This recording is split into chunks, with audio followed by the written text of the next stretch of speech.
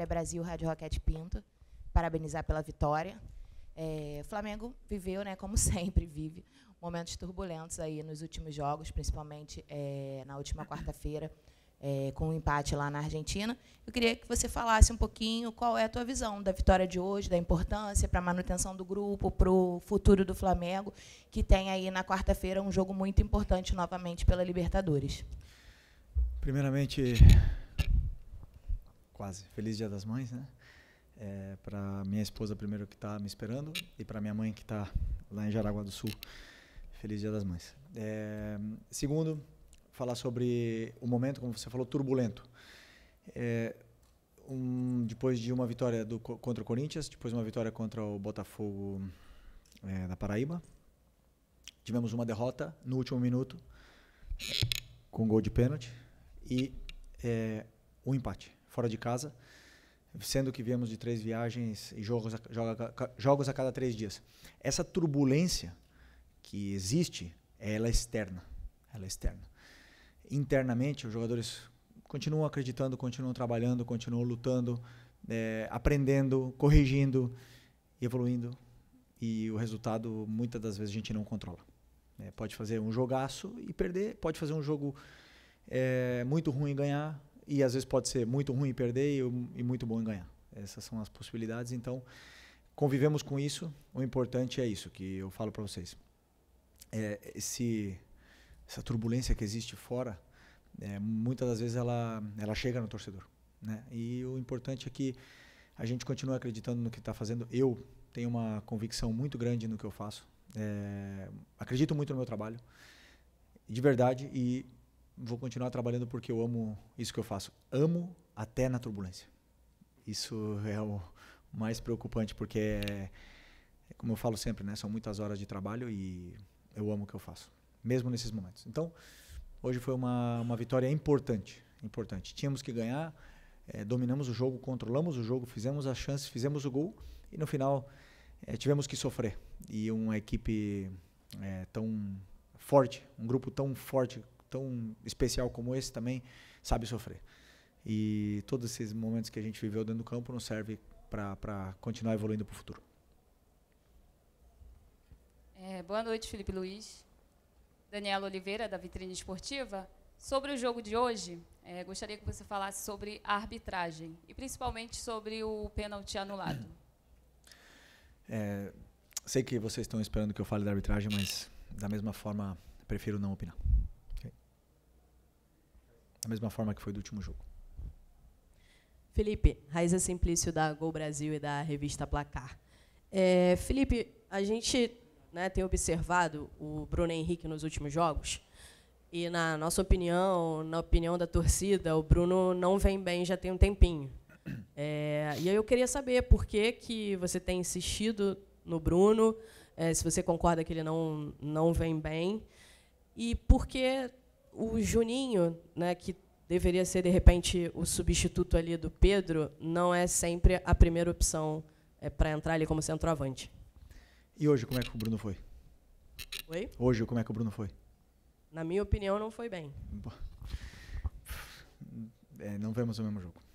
O Bruno foi incrível hoje, incrível. Tudo que é um jogador com 34, 35 anos, campeão de tudo, o maior campeão da história do clube, chega e se sacrifica pela equipe do jeito que ele fez. Sinto muito. Joga muito. É o companheiro que mais sacrifica, que mais treina, mais trabalha. E, como eu falei para vocês, os jogadores que estão aqui, eles vão passar por maus momentos, eles vão oscilar. Mas se eles estão no Flamengo, eles estão por alguma coisa. E eu acredito neles. Já ficou no banco. Ultimamente tem ficado no banco. Mas é um jogador que já demonstrou na última final o que ele fez. Na final da Supercopa, desculpa. Já demonstrou tudo que ele já fez. Continua demonstrando. E eu tenho uma gratidão, um carinho gigante por ele. Depois, para jogar, ele tem que render, como ele rendeu hoje. Hoje, para mim, fez um jogo impecável. Foi até a exaustão. Correu tudo que tinha para correr, fez todos os movimentos. Não fez o gol. O resto fez. Então, estou muito contente com recuperar esse jogador que para mim é tão importante. Boa noite, Felipe. Fábio Barcelos, canal Família da Nação. Você comentou que esse momento turbulento é mais da parte externa, né? No entanto, os números mostram, na Libertadores da América, por exemplo, que o Flamengo faz uma campanha muito ruim. O torcedor, a gente não para de receber mensagens com torcedores desesperados. O Flamengo, faltando 2 rodadas para encerrar a fase de grupos, o Flamengo está a 3 pontos do segundo colocado. E numa situação, vamos dizer assim, dramática, precisando ganhar pelo menos por 2 gols de diferença da LDU em casa. Aliás, Felipe, nos últimos 3 anos, num total de 22 jogos, o Flamengo jogou muito mal contra adversários de fora do Rio, de fora do Brasil, né, adversários estrangeiros. Que palavra você pode dar para esse torcedor que o Flamengo vai conseguir reverter esse resultado na Libertadores da América? Não temos que dar nenhuma palavra, temos que demonstrar no campo. Tudo que você falou, você tem razão. Estamos fazendo uma Libertadores ruim, estamos numa situação onde nós mesmos nos colocamos, né? E a lição não existe adversário na Libertadores fraco. Não existe, porque se está na Libertadores é por algo, é porque ou foi campeão ou ficou na parte de cima da tabela do seu país. E nós nos colocamos nessa situação e também está nas nossas mãos poder sair dessa situação.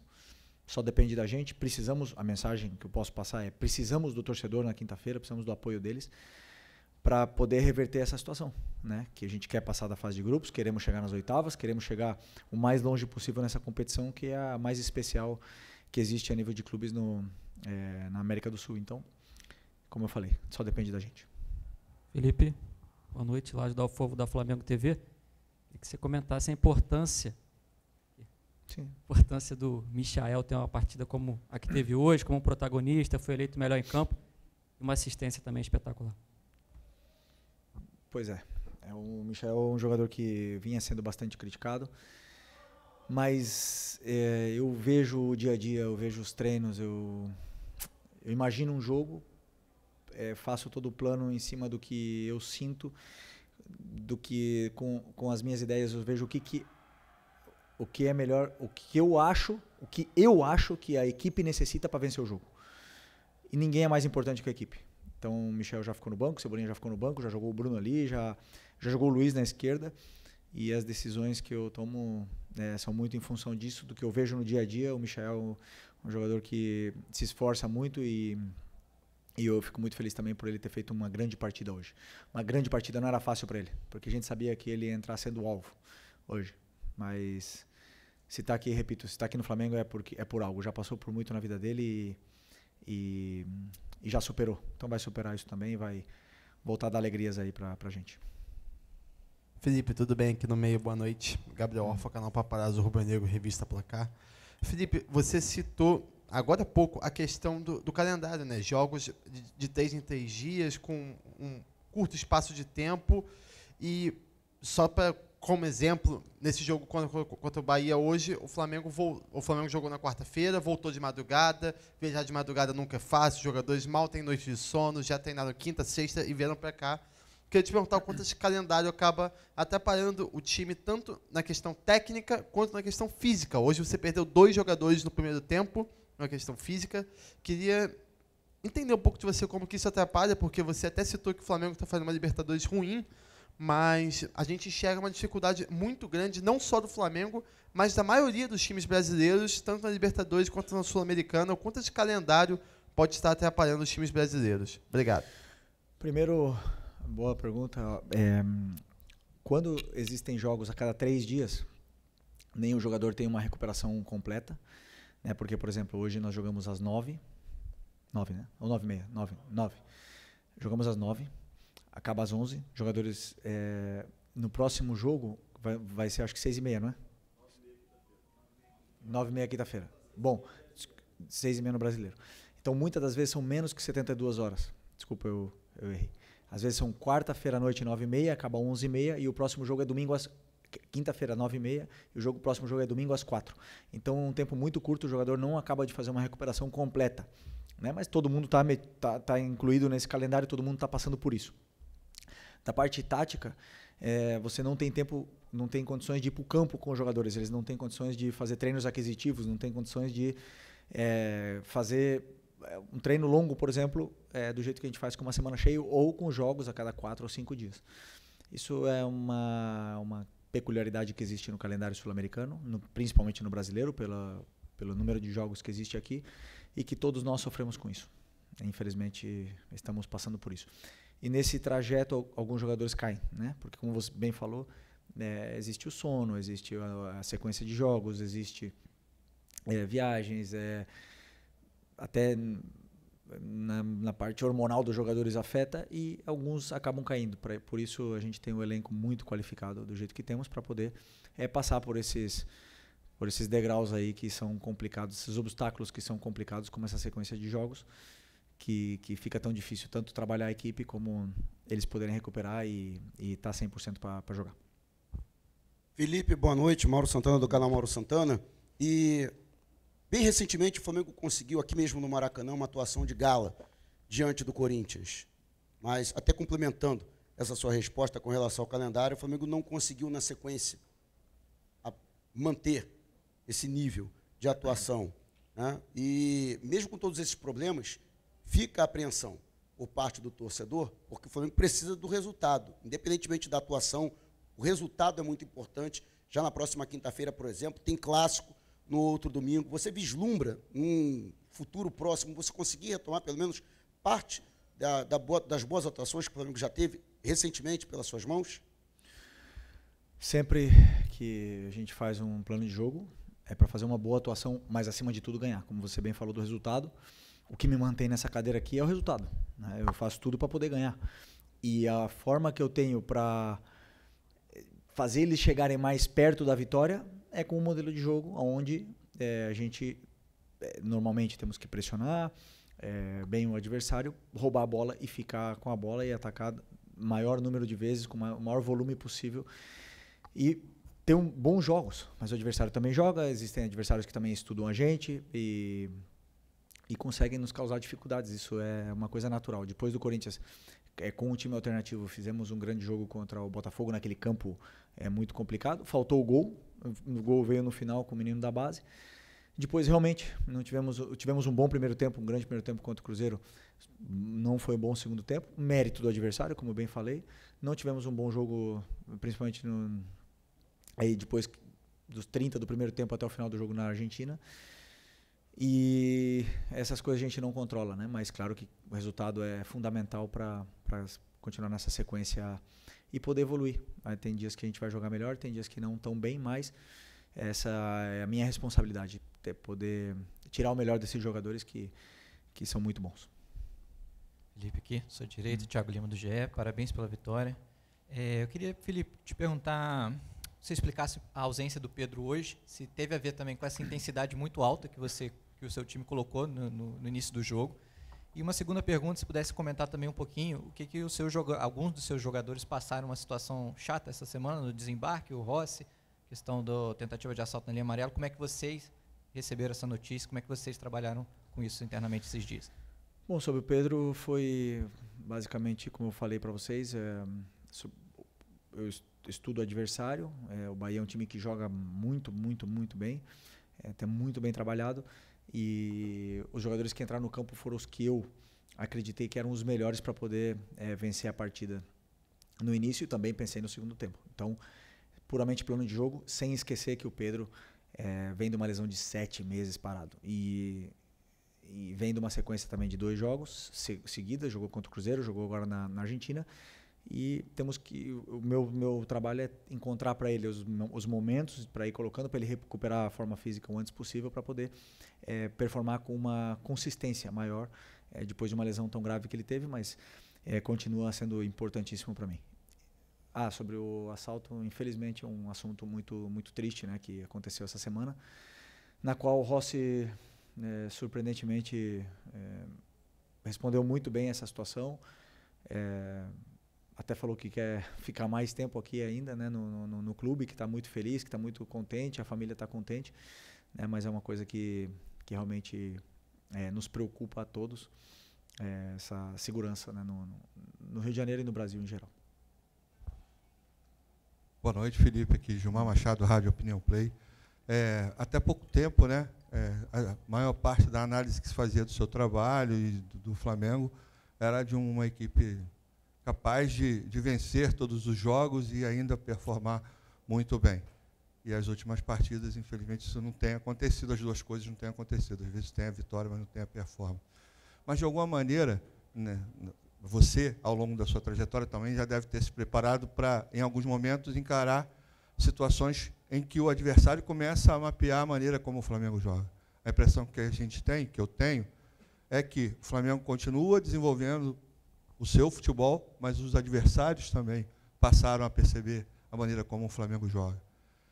Em um dado momento, você já percebeu isso também e pensa, dentro dos 90 minutos, em alterar essa situação? Você já pensou em alguma estratégia em relação a isso? Primeiro, me parece interessante porque foram 2 jogos. 2 jogos. Você falou, parece que foram 20, né, que o time perdeu as grandes atuações. E repito, grande primeiro tempo contra o Cruzeiro, grandíssimo primeiro tempo contra o Cruzeiro. O segundo tempo não foi bom, realmente.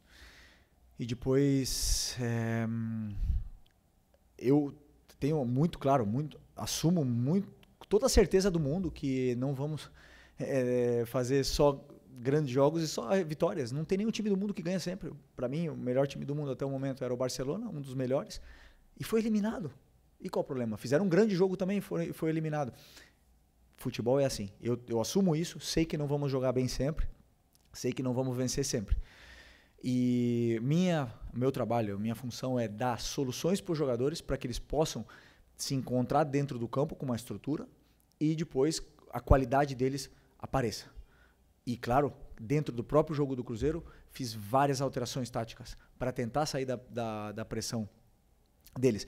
Tudo dentro do que está sendo treinado. Obviamente que eu não vou fazer nunca uma mudança que eu não treinei. Não vou mudar de sistema que eu nunca treinei, não vou botar um jogador que nunca treina naquela posição, botar ele de repente ali para ele poder jogar. Então, tudo que eu faço é pensando em dar soluções para os jogadores. Como você bem falou, os adversários estudam a gente, não tenho dúvida que eles vão fazer isso. Esse é o trabalho deles. O meu trabalho é fazer com que os meus jogadores se encontrem dentro do campo e possam superar essa barreira dos adversários. E aí o futebol é tão bonito. Eu, por exemplo, passei 8 anos defendendo o Atlético de Madrid, praticamente em bloco baixo, e ganhamos praticamente tudo também. Existem várias formas de ganhar, eu acredito numa, tenho uma convicção plena e sigo essa convicção sempre. Felipe, boa noite. Depois do jogo da quarta-feira, eu conversei com o Gerson ali na zona mista e eu perguntei para ele, assim, ele parecia muito assim, diferente, assim, muito meio consternado, até com o resultado pela situação do Flamengo na Libertadores. Eu perguntei para ele como é que foi no vestiário. Ele disse que no vestiário ele tinha pedido a palavra e tinha falado com a equipe, olha, a gente entrou nisso junto e a gente vai sair dessa situação junto. Hoje você falou que os fatores externos você tenta blindar a equipe no máximo para não interferir dentro do vestiário. Porém, de quinta para cá, a gente viu notícia de que o Flamengo não quer renovar com o Arrascaeta agora, de que o Arrascaeta estaria falando já com outro time. A gente viu uma série de notícias, uma série de coisas assim já meio que acontecendo. E hoje aconteceu uma coisa que há muito tempo não acontece. Vazou a escalação. Fazia tempo que a gente não via alguém cravar a escalação e hoje você mudou bastante o time e a escalação vazou antes. Queria saber de você, assim, como é que você está trabalhando com os jogadores, principalmente nessa semana muito importante, para que todos esses fatores externos não atrapalhem o seu trabalho nessa semana decisiva do Flamengo. Bom, boa pergunta. O Flamengo, ele é isso aqui. Uma loucura diária na fase ruim e na boa também.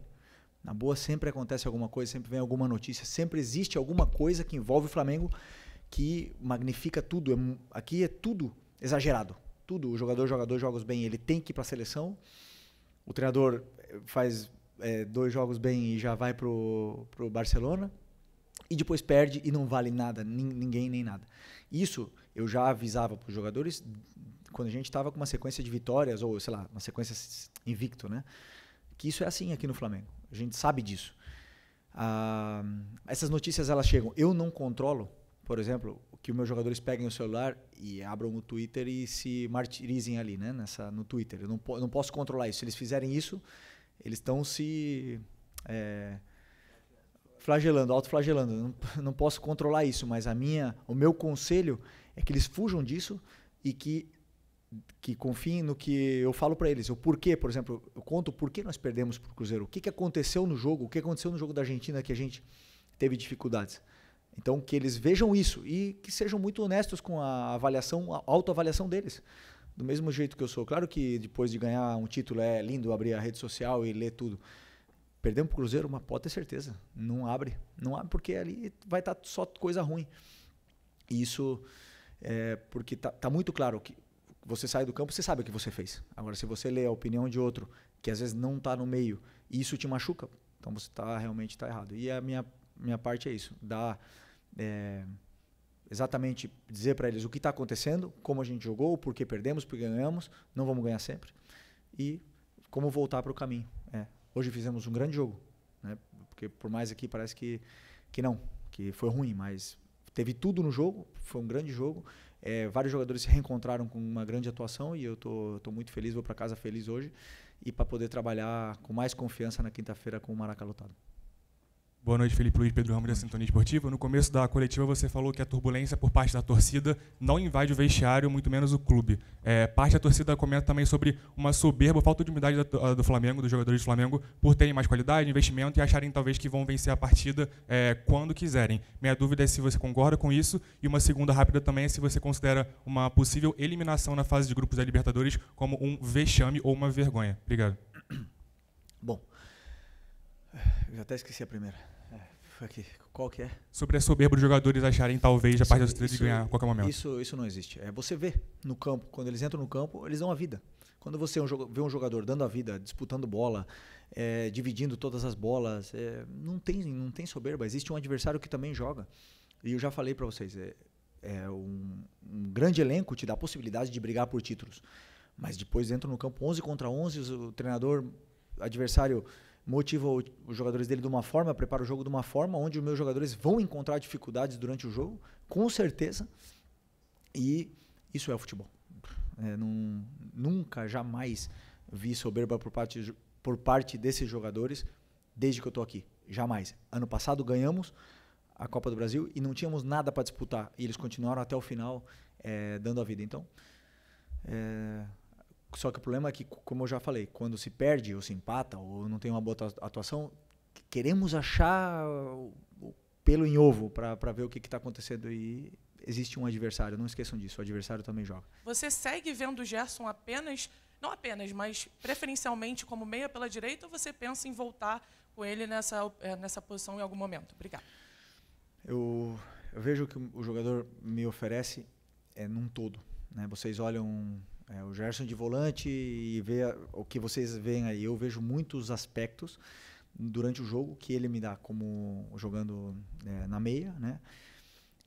Que talvez vocês não enxerguem e para mim é muito importante. Eu valorizo muito vários esforços que ele faz pela equipe e depois eu tomo as decisões. Então para mim ele é muito importante ali. Eu tenho 4 volantes além dele e que eu confio nos 4, confio no Alan, está treinando impressionantemente bem.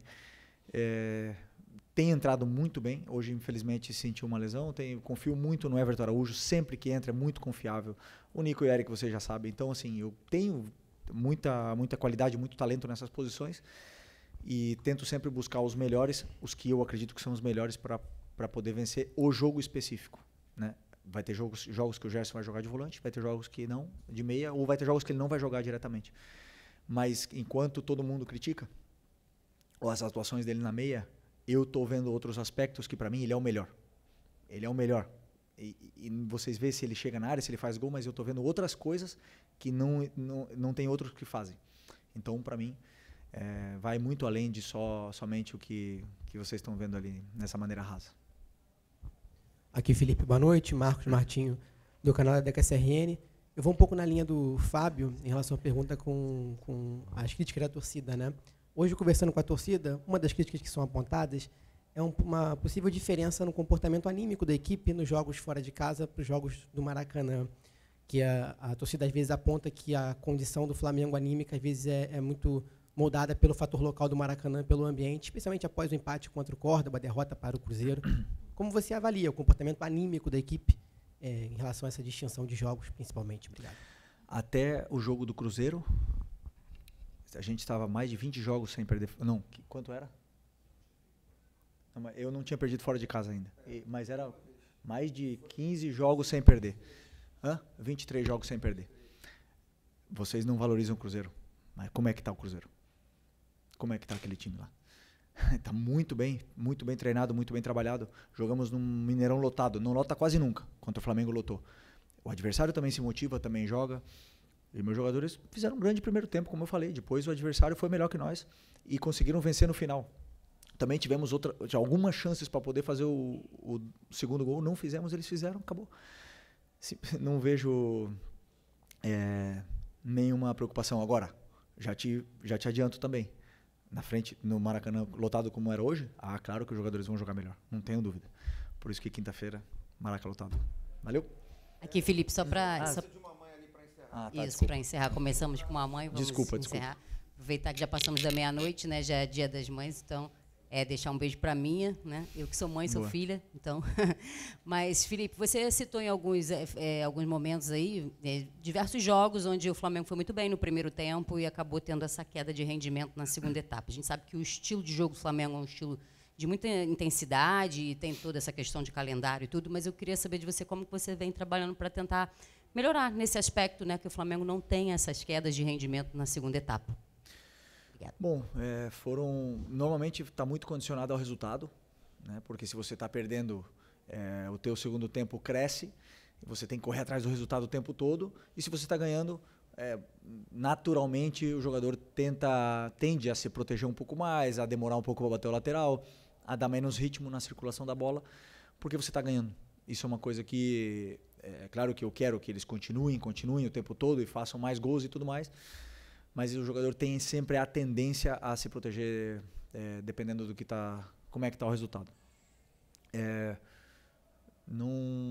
Se, por exemplo, na Argentina, que diz, né, que teve uma queda de física, se a gente tivesse perdendo o jogo no primeiro tempo, se talvez o outro time tivesse feito o primeiro gol com 6 minutos, a gente teria buscado o empate, teria sido outro jogo, teria corrido atrás do resultado o tempo todo, como foi quando a gente tomou o gol. A gente começou de novo a tomar o domínio, o adversário recuou um pouco e nos deu um pouco mais de território. Então não vejo problema, por exemplo, hoje com um a menos, todos correndo até o final, todos lutando. Então eu vejo isso, que está muito condicionado ao resultado.